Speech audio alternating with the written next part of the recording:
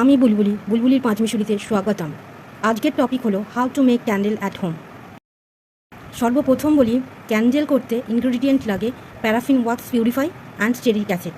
আমি বলবো বিজনেস করতে গেলে প্রথমে দামি দামি মোল্ড কিনে পয়সা ওয়েস্ট না করে প্রথমে বাড়িতে যেরকম মোমবাতির প্রয়োজন হয় সেরকম নর্মাল মোমবাতি তৈরি করে ঘর থেকে বাজার চালিত করুন। তাই আজকে খুব সাধারণ পদ্ধতিতে সাধারণ ক্যান্ডেল তৈরি করব। ভিডিওটি স্কিপ করবেন না, কারণ খুব অল্প সময়ের মধ্যেই জেনে যাবেন কীভাবে সহজে ক্যান্ডেল করা যায়। প্রথমে জেনে দিন ক্যান্ডেল তৈরি করতে প্যারাফিন ওয়াক্স ও স্টেরিক অ্যাসিডের কোয়ান্টিটি কতটা লাগে। প্যারাফিন ওয়াক্স যদি 100 গ্রাম হয় তাহলে স্টেরিক অ্যাসিড লাগে 8 গ্রাম। সুতরাং এখানে আমি খুব অল্প পরিমাণে ওয়াক্স দিয়ে ক্যান্ডেল বানাবো বলে 50 গ্রাম ওয়াক্স নিয়েছি এবং স্টেরিক অ্যাসিড লাগছে 4 গ্রাম। এইভাবে আপনারা নিজেদের হিসেব মতো ওয়াক্স ও স্টেরিক অ্যাসিড দিয়ে ক্যান্ডেল বানাবেন।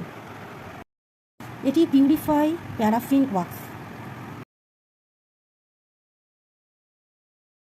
আমি এখানে 50 গ্রাম প্যারাফিন ওয়াক্স নেব।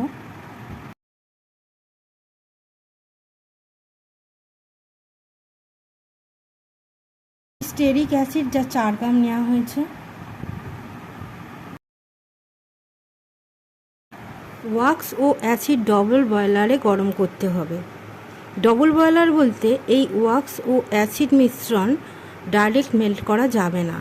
একটি পাত্রে জল গরম করে তার মধ্যে একটি ছোট পাত্রে ওয়াক্স ও অ্যাসিডের মিশ্রণ নিয়ে মেল্ট করতে হবে।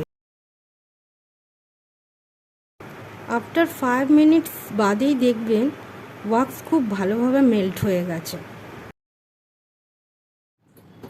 এখানে আমার কাছে অনেকগুলো ওল্ড ক্যান্ডেল হোল্ডার আছে, যার মধ্যে কটন উইক লাগিয়ে নিয়ে গরম গরম মেল্ট করা ওয়াক্স ঢেলে দিতে হবে।